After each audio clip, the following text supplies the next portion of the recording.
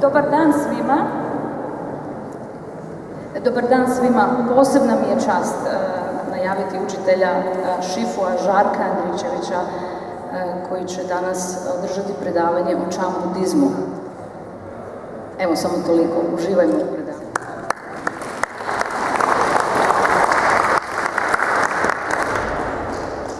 Hvala Eli na uvodu, na predstavljanju i dobar dan svima. Tema ovog predavanja je Chan budizam. Pa bih ja onda prije nego što nešto kažem o Chanu, rekao nešto o budizmu. Za dosta vas koji sjedite ovdje znam da o budizmu već dosta znate, ali pretpostavljam da ima onih koji ne poznaju možda budizam dovoljno, kojima je ovo možda prvi put da se susreću sa budizmom, pa ću stoga reći nekoliko onako općenitih riječi o tome što budizam jest. Prije svega ono što mi nazivamo budizmom danas jest dakle, pojam ili fenomen, možda bolje rečeno, koji je ogroman je u vremenu i ogroman je u prostoru. Dakle, u vremenu govorimo više od 2500 godina, a u prostoru budizam je danas prisutan praktično u cijelom svijetu. Naravno, izvorno to je učenje koje je nastalo u Indiji, da bi se zatim negdje u 1. stoljeću naše ere proširilo dalje na Daleki istok, u Kinu, iz Kine u Koreju, u Japan, Vijetnam i ostale dalekoistočne zemlje. Negdje u 8. stoljeću, dakle dosta kasnije, budizam je iz Indije počeo prelaziti na Tibet. I evo, prije možda 2 stoljeća budizam je počeo dospijevati i do nas na zapadu. Danas bi mogli čak reći da je budizam jedno od najbrže rastućih učenja danas na zapadu. No, kada govorimo tako općenito o budizmu, onda je zapravo teško shvatiti možda ili razumjeti što to budizam doista jest. Ja sam ga opisivao sada kroz vrijeme i kroz prostor kao jedan fenomen, međutim budizam je u stvari izuzetno složen fenomen i prikazuje se u svojim bezbrojnim oblicima. Najčešće kada govorimo o budizmu, govorimo o pojedinim budističkim tradicijama, pa tako govorimo o kineskoj tradiciji, o tibetskoj tradiciji, o Theravada ili južnoj tradiciji budizma. I u svom tom mnoštvu oblika, dakle oblika koji se međusobno često razlikuju u velikoj mjeri, nije baš jednostavno i lako shvatiti što je to budizam, koja je njegova srž, koja je njegova bit. A pogotovo nije lako vidjeti na koji način to učenje toliko staro i toliko drevno može biti relevantno za nas danas i ovdje. Evo za početak ja bih istakao nekoliko značajki ili nekoliko karakteristika obilježja Budinog nauka. Zato što ipak kada govorimo o budizmu onda treba znati da je u središtu tog fenomena samo Budino učenje ili Budin nauka. Pa kad govorimo o Budinom nauku, onda bi mogli istaknuti nekoliko njegovih obilježja. Ono što se meni čini naročito važnim istaknuti za početak jest univerzalnost Budinog učenja ili nauka. Što podrazumijevam pod tim univerzalnost? Dakle, pod univerzalnošću zapravo podrazumijevamo činjenicu da budizam, iako je nastao u Indiji, iako je nastao prije toliko puno vremena, to je unatoč tome učenje koje ima svoju važnost danas, kao što je imalo i nekada. I važnost, dakle, relevantnost tog učenja se ne odnosi, dakle, niti na vrijeme, niti na prostor, bez obzira što je učenje nastalo na Dalekom istoku, ono se danas itekako primjenjuje na zapadu. I upravo poradi te svoje univerzalnosti, budizam i jest svjetska religija. Dakle, jedna od svjetskih religija. Koliko je to učenje, dakle, pored svoje univerzalnosti, koliko je ono doista relevantno za nas, čini mi se da najbolje govori činjenica da se ono bavi prije svega ljudskim iskustvom. Dakle, u samom temelju Budinog nauka jest ljudsko iskustvo, ili još pobliže rečeno iskustvo ljudske patnje ili ljudskog nezadovoljstva. I ne treba naročito duboko promišljati tu činjenicu da bi shvatili kako je to nešto što svi zapravo dijelimo, bez obzira da li dolazimo sa juga, istoka, sjevera ili zapada, svi dijelimo to iskustvo te nekakve egzistencijalne nesigurnosti, unutarnjeg nemira, neizvjesnosti, nezadovoljstva, jada koji nas često u životu pogađaju. Svi dijelimo to iskustvo. A budizam se bavi upravo s tim. Bavi se zapravo sa prirodom tog iskustva. I sam Buda, kada je govorio o svom učenju, kada je definirao svoje učenje, onda ga je definirao na način da je rekao: ja podučavam samo dvije stvari. Jedna stvar je patnja, to jest način na koji patnja u našem iskustvu izniče, a druga stvar koju podučavam jest put i način na koji patnja prestaje. Put dokidanja patnje. To je možda i najkraća, najsažetija definicija Budinog nauka uopće.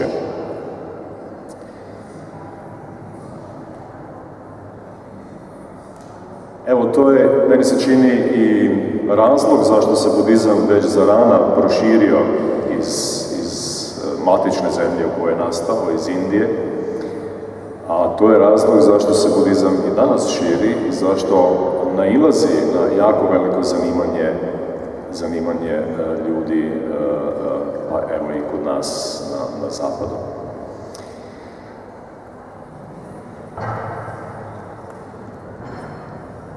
Treća stvar koju bih istaknuo kao naročitu značajku, osobinu ili karakteristiku budizma jest činjenica da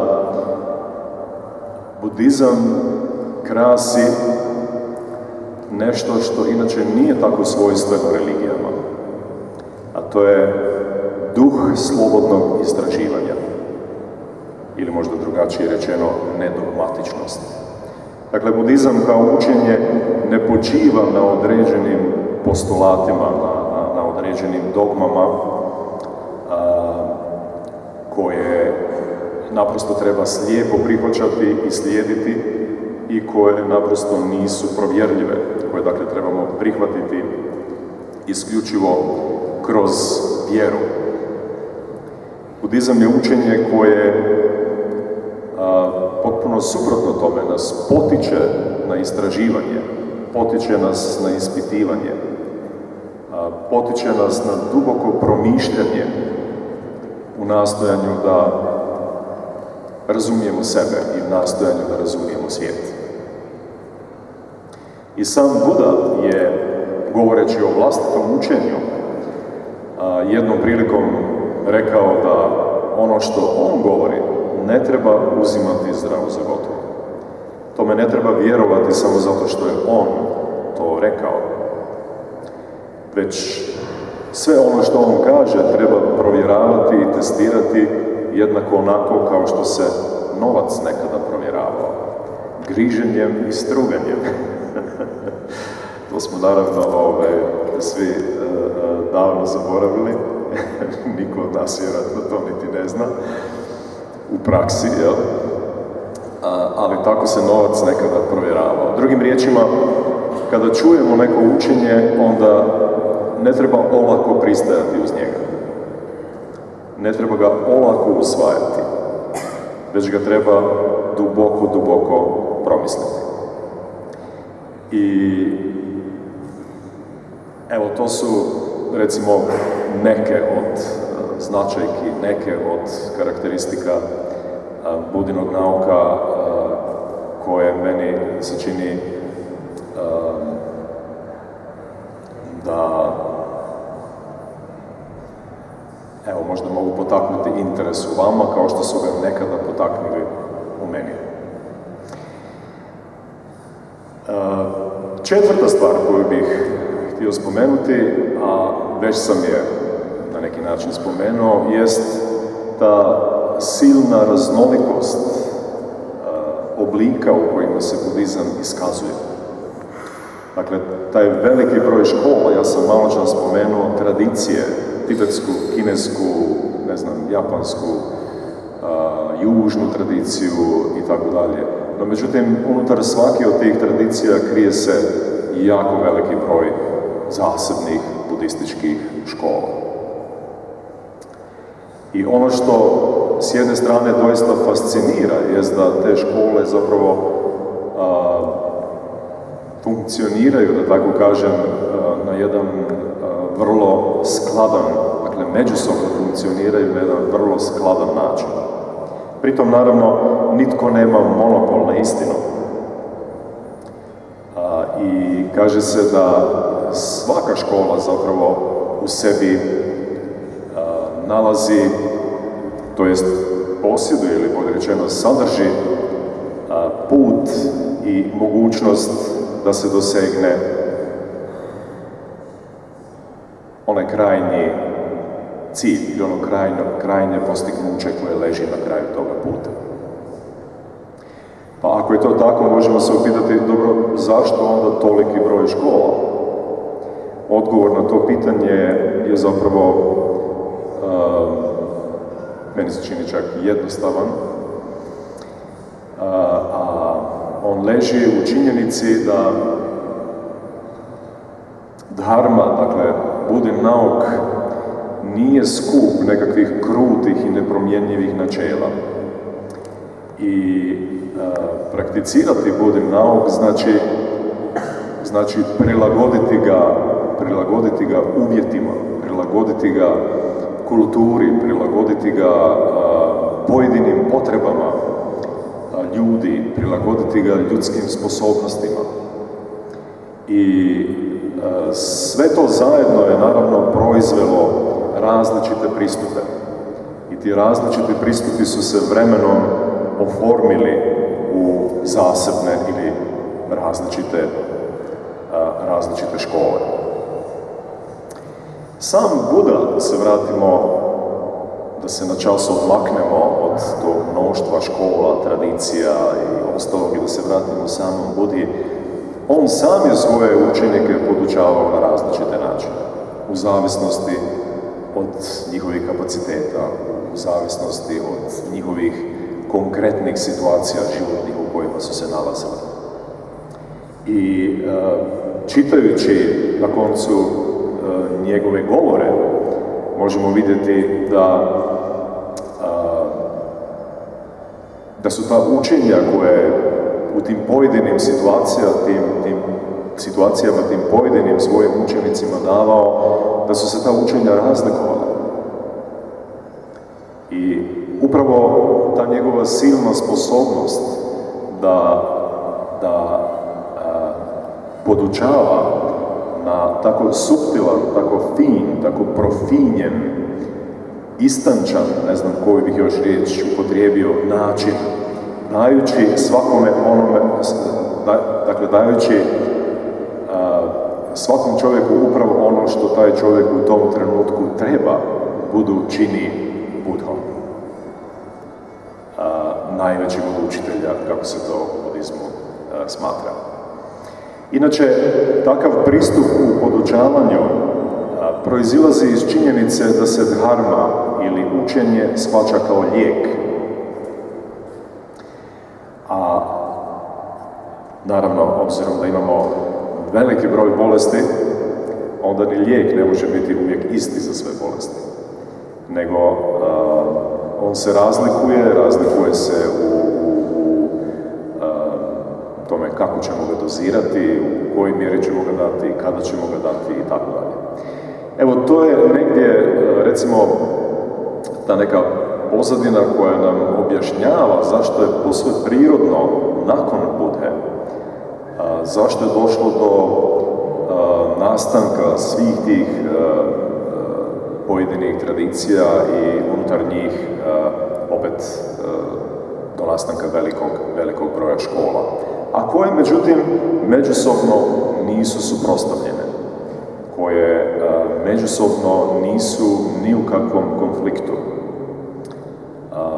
i od kojih sve zapravo ukazuju na ono isto što budizam zapravo čini budizmom i što Budin nauk čini Budinim naukom, a to je oslobođenje. Jer sve te škole, svi ti putevi, sve te razne tradicije imaju jedan te isti cilj, a to je oslobođenje. Oslobođenje, pitate se od čega? Kada počnemo govoriti o slobodi, onda naravno postoje vrlo razna shvaćanja o tome što sloboda jest. Kada u budizmu govorimo o slobodi, također možemo je shvaćati na različite načine, ali u onom konačnom smislu to je sloboda od bilo kojeg oblika uvjetovanosti. To je sloboda od neznanja. To je sloboda od bivanja žrtvom. A mi obično jesmo žrtve vlastitog neznanja. Pa bih sada napustio na trenutak ovu priču o budizmu općenito, a rekao bih vam nešto o Chan budizmu. Jer rekli smo na početku da je tema predavanja zapravo Chan budizam. No, kako smo se prvo bavili ovom drugom riječju, budizam, sad ćemo se pozabaviti malo ovom prvom Chan. Chan je jedna od tih mnogih škola koje unutar budizma postoje. I Chan je zapravo jedna od, možemo slobodno reći, najutjecajnijih ili najprisutnijih budističkih škola na Dalekom istoku. Mislim na Kinu, Japan, Koreju, Vijetnam. Chan je zapravo isto što i Zen u Japanu, ili isto što i Son u Koreji, ili isto što i Tien u Vijetnamu. Radi se o istoj školi. Zen nije ništa drugo doli japanski prijevod riječi Chan, isto kao što je to Song ili kao što je to Tien. Inače, sama riječ Chan dolazi nam, dakle, vuče svoje porijeklo iz Indije, od riječi Dhyana, što zapravo znači meditacija, ili meditacijska praksa, ili meditacijsko zadubljenje. Dakle, samo to značenje riječi nam govori da Chan kao škola stavlja najveći naglasak baš na meditacijsku praksu. I u samoj definiciji Chan kao škole se kaže da je to učenje koje se prenosi mimo svetih tekstova. Učenje koje se ne oslanja na riječi i slova. Kaže se da je to izravno gledanje u um, ne bi li prepoznali vlastitu prirodu i postigli budastvo. Upravo to neoslanjanje na tradicionalne načine prenošenja učenja s jedne strane i izravno gledanje u um s druge strane jesu glavna obilježja Chan škole ili Chan tradicije.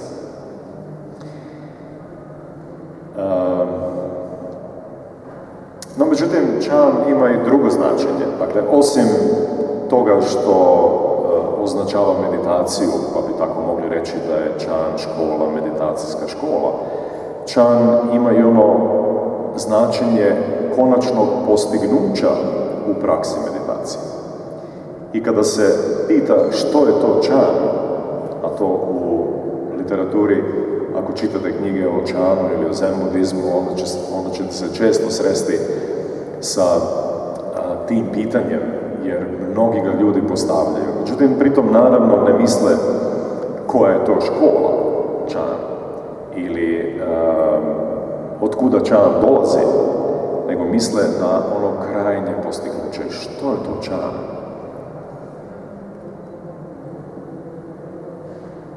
Ili, drugim riječima, što je koji se nalazi u stanju Chana? Možda bi mogli to i tako reći. Ili koja je zapravo priroda našeg vlastitog uma? Što naš um doista jeste? Dakle, Chan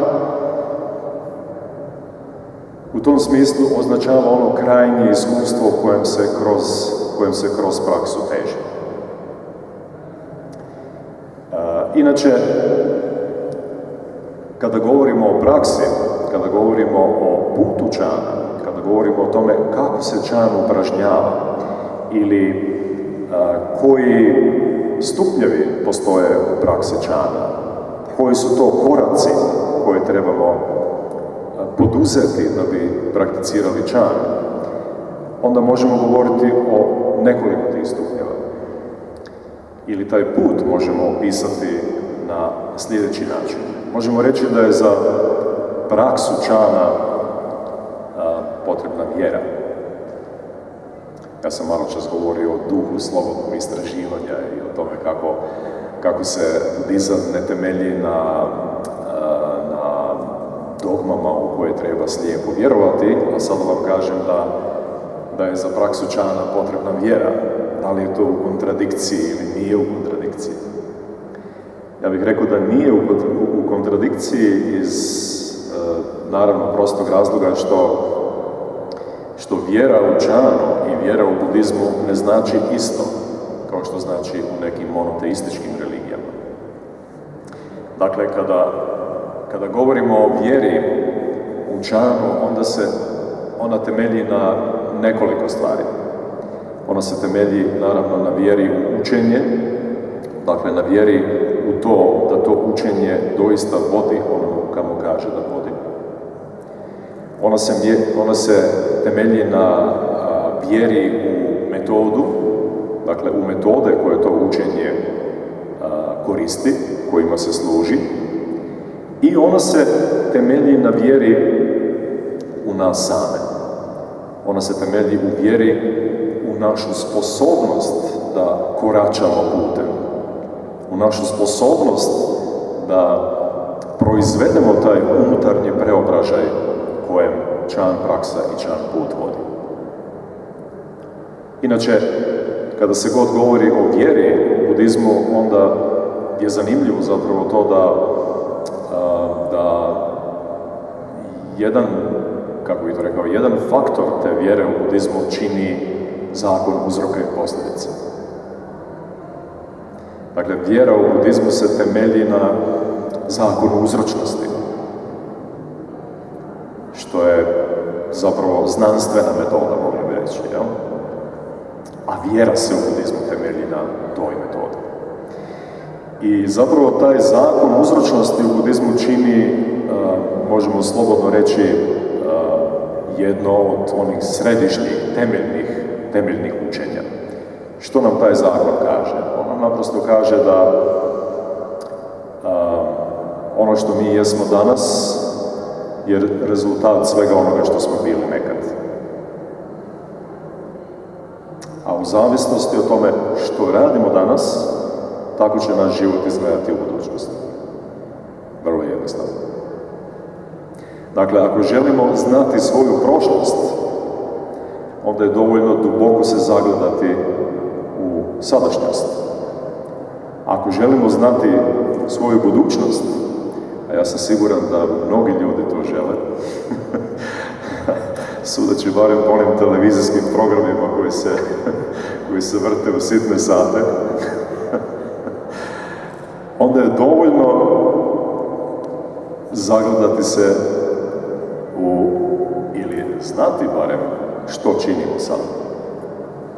Kako živimo svoj život sada, u sadašnjosti.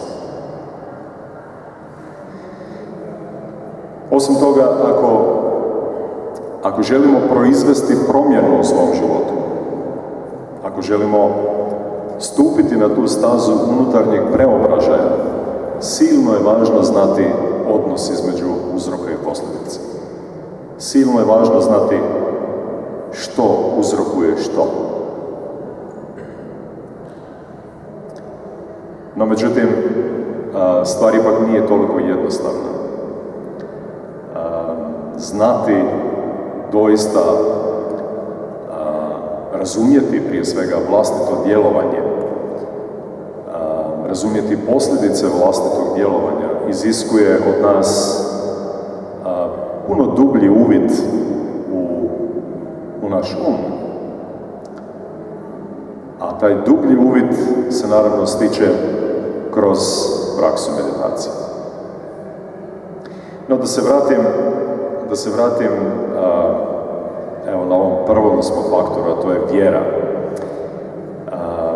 Potrebno je dakle imati takvu jednu vjeru u učenje, vjeru u sebe, vjeru u metodu, vjeru, međutim, koja se temelji na stvarnom iskustvu kojeg kroz praksu polagano stičemo. Drugi korak na tom putu bi bio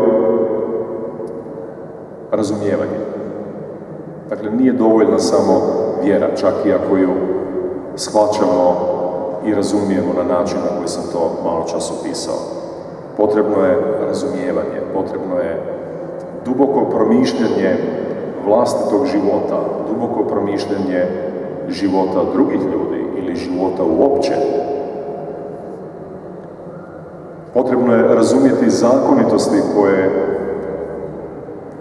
u našem životu i u životu općenito postoje i vladaju. I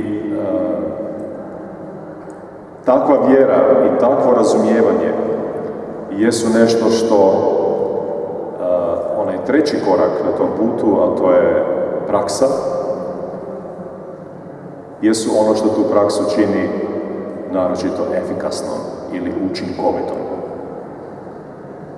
Ovo je jako zanimljivo, zato što neki ljudi misle da je dovoljno sjesti u meditaciju i naprosto imati metodu i marljivo na toj metodi raditi. Neki drugi pak misle da meditacija možda i nije toliko važna, da je svakako jednostavnije, a možda važnije dobro poznavati učenje. Dakle, da je razumijevanje puno važnije od same prakse. Međutim, vjera, razumijevanje i praksa su naprosto tri koraka koje su nedjeljivi jedno od drugih. I jedino kada su ta tri načela, da ih tako nazovem, združena, onda ona mogu proizvesti onaj četvrti korak, a to je ostvarenje. Dakle, još jedanput ću ponoviti, vjera, razumijevanje, praksa i ostvarenje. To su četiri koraka na putu džana.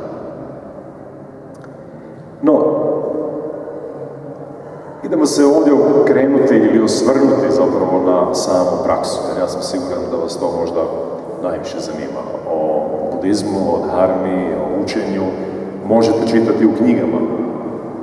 No međutim, praksa se temelji na osobnom iskustvu. Praksa se temelji na onome što se ne da uvijek izraziti i opisati i stoga to možda više nas na neki način zanima.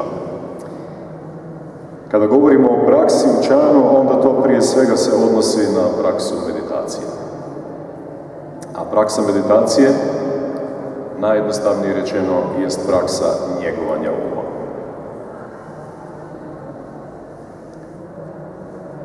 Da, u budizmu meditacija, a i u Chanu, naravno, se smatra njegovanjem uma. Smatra se da naš um treba njegu. Isto onako kao što naše tijelo treba njegu. To nam je naravno razumljivo u izvjesnoj mjeri. No međutim, kada govorimo o umu, onda smo skloni uzeti ga zdravo za gotovo. Takvi smo kakvi jesmo, naš um je takav kakav jest i eto, to smo mi, jednom riječju. Njegovanje uma možda, ako i razmišljamo o tome, vidimo više kao nekakav oblik samousavršavanja, usvajanja novih znanja, stjecanje informacija, dakle gomilanje informacija. No međutim, njegovanje uma nije to. Njegovanje uma jest praksa putem koje mi zapravo nastojimo svoj um prvo opustiti temeljito. Kada smo ga opustili, ili u tom procesu opuštanja, um postaje sve mirniji i mirniji. Prije smo ovdje čuli Om Shanti Shanti. Taj Om Shanti ili taj Shanti ili Šamata na sanskrtu označava praksu smirivanja uma, utišavanja uma, praksu uspostavljanja tišine u umu. I ta tišina, ta opuštenost, ta mirnoća koja se kroz praksu meditacije razvija ili uspostavlja, bolje rečeno, nam omogućuje da naš um dospije u jedno vrlo bistro, jasno, kristalno jasno stanje u kojem mi zapravo po prvi puta počinjemo otkrivati ovaj svijet u kojem se nalazimo. Počinjemo otkrivati sebe, počinjemo otkrivati druge, počinjemo otkrivati život, počinjemo otkrivati sve one male stvari koje su nam izmicale poradi usmjerenosti na ciljeve koji su uvijek negdje u vremenu i prostoru odmaknuti od nas. Da bismo uspjeli opustiti, umiriti i razbistriti svoj um, mi zapravo nužno moramo dospjeti u ovaj sadašnji trenutak. Moramo na neki način privesti ovaj um, svoj um, uznemireni, raspršeni ovom sadašnjem trenutku. I tek u stvarnosti ovog sadašnjeg trenutka mi zapravo možemo vidjeti ono što nam inače neprestano i cijelo vrijeme izmiče. A izmiče nam iz prostog razloga što je naš um preubrzan, preraspršen, preobuzet i kako bih to rekao, opsjednut sa ovim i sa onim. Dakle, to naše uobičajeno stanje uma nam ne dozvoljava da se susretnemo sa samim sobom. Da se susretnemo sa životom kakav doista jest, sa stvarnošću kakva doista jest.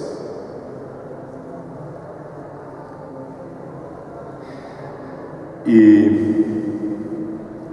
taj susret sa sobom je zapravo silno zanimljiv, jer kao što sam malo čas rekao, to je ponovno otkrivanje sebe. Mi mislimo da znamo svoje tijelo, mi mislimo da znamo svoje osjećaje, mi mislimo da znamo svoje misli, mi mislimo da znamo svoj um, svoju svijest. No međutim, ne znamo ih doista. One su nam toliko blizu da ih zapravo ne vidimo. Praksa meditacije je praksa okrenutosti unutra, ili kako se to u Čanu kaže, okretanje svjetla unutra. Svjetlo treba okrenuti unutra i doći u kontakt sa sobom. Doći u kontakt sa svim ovim aspektima vlastitog bića koje sam sada naveo. Ne bi li zapravo vidjeli jasno i prepoznali kako mi iz jednog trenutka u drugi stvaramo patnju. Jer tek kad vidimo jasno kako iz jednog trenutka u drugi stvaramo patnju, ne samo sebi, nego i drugima, tek tad možemo prestati tu patnju stvarati. A prestanak patnje, prestanak stvaranja patnje jest zapravo sloboda i oslobođenje. Mislim da smo došli do kraja, zato što primjećujem neko komešanje na ulazu, jednako onome kako je naše bilo na početku. Zato, evo, ako ima neko pitanje još, pa da možda završimo sa tim.